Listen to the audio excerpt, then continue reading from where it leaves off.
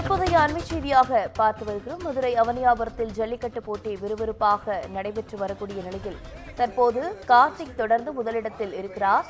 கூடுதல் விவரங்களோடு இணைகிறார் செய்தியாளர் அருண். வணக்கம். விவரங்கள்.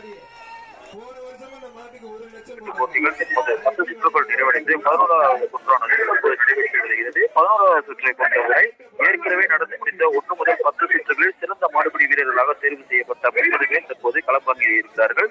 அவர்களுடைய ஜெர்சியின் படி அவர்களுடைய ஜல்லிக்கட்டு போட்டியில் பங்கேற்பதற்காக தற்போது அதிகாரிகள் அறிவித்த நிலையில் தற்போது 3 பேர் அந்த போட்டியில் பங்கேற்கவில்லை. 27 பேர் ஜல்லிக்கட்டு போட்டியில் பங்கேற்று தற்போது 11வது சுற்றானது தற்போது விறுவிறுப்பாக நடைபெற்று வருகிறது. திருப்பரங்குன்றம் பகுதியைச் சேர்ந்த கார்த்திக் என்பவர் 91வது எண் கொண்ட டீஷர்ட் அணிந்திருக்கக்கூடிய அந்த கார்த்திக் தற்போது தொடர்ச்சியாக முதலிடத்தில் இருக்கிறார்.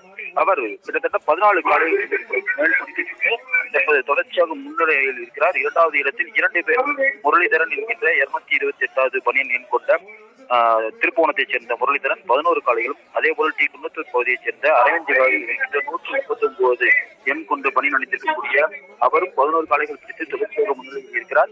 தற்போது இந்த முதல் பரிசு தொடர்ச்சியாக மாடு பிரிவு வீரர்கள் அவுற்றுவிடக்கூடிய காளைகளை அடக்கி பிடிக்க பார்த்து வருகிறோம். தற்போது ஜல்லிக்கட்டு போட்டியானது இறுதி கட்டத்தை நெருங்கக்கூடிய நிலையில் முதல் பரிசு யார் என்ற போட்டியானது தொடர்ச்சியாக நிலவி வருகிறது.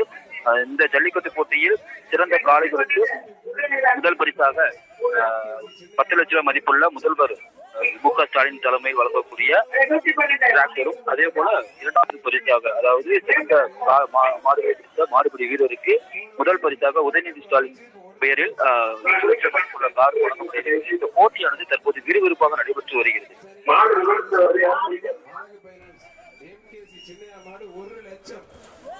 விவரங்களுக்கு நன்றி அருண்.